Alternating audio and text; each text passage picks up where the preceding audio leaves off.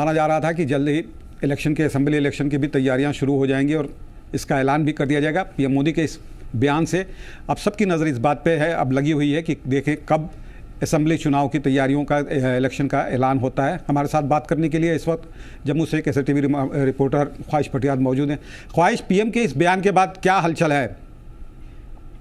जी देखिए, कल से जब से प्रधानमंत्री नरेंद्र मोदी जम्मू कश्मीर के दौरे पर हैं तो यहाँ पर हलचल काफी तेज है। एक और जहाँ पर अंतर्राष्ट्रीय योगा दिवस जो है वो मनाया जा रहा है, उसकी तैयारियों में सभी लगे थे। इस बीच अंदर ही अंदर जो है वो चुनावों को लेकर जो लोगों में सुगबुगाहट है वो भी बदलते तेज हो गई है और जिस तरह से लगातार बयान आ रहे हैं और इस बीच प्रधानमंत्री का जो एक अहम बयान आना जिसमें ये कहा जाना कि असेंबली चुनाव की तैयारी कर लीजिए, तो इसमें अब कोई भी कोई कोर कसर नहीं है कि चुनाव किसी भी कारण जो है वो आगे डिले हो सकते हैं या फिर नहीं होंगे। ये साफ तौर पे अब प्रोसेस जो आगे बढ़ता हुआ नजर आ रहा है। प्रशासनिक अमला भी जो है वो इसमें तैयारी में जुट गया है। वहीं चुनाव आयोग भी आगे इसको लेकर जो है वो जल्द तारीखों का जो है वो ऐलान कर सकता है, वो भी अपनी तैयारियों में लगा हुआ है।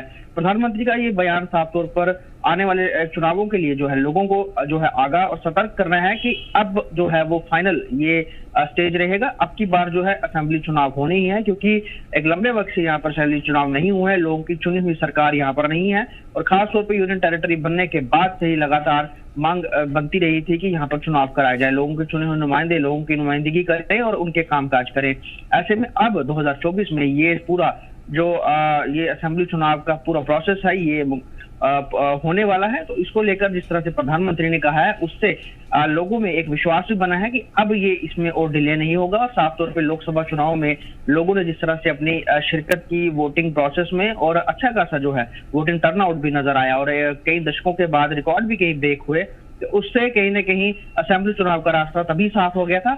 लेकिन बीच में कुछ हमले जो हैं वो जम्मू रीजन में जरूर हुए, जिससे कहीं ना कहीं सिक्योरिटी को लेकर कई सारे प्रश्न चिन्ह उठे। लेकिन अभी हमारी सुरक्षा एजेंसियां, इंटेलिजेंस एजेंसियां लगातार जो है आगे इस तरह के हमले ना हो उस पर जो है मंथन काम कर रही हैं और आतंकवादियों को भी खात्मे में लगी हुई हैं। वहीं डर का माहौल अलग रहा।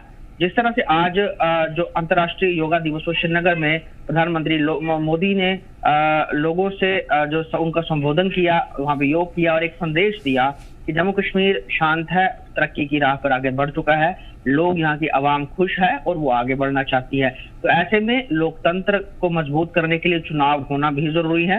और साथ ही साथ उन्होंने जो लोगों की एक डिमांड है, जिसमें कई सियासी दल भी इसको लेकर कई बार बीजेपी पर जो है वो जो हमला करते रहे हैं और केंद्र सरकार को भी घेरते रहे हैं कि स्टेटहुड वापस मिलनी चाहिए। स्टेटहुड छीन करके जम्मू कश्मीर को यूनियन टेरिटरी बनाया गया था, लेकिन इस बीच ये भी अब कहा जा रहा है कि जल्द जो है वो जम्मू कश्मीर को पूर्ण राज्य का दर्जा एक बार फिर से मिल जाएगा।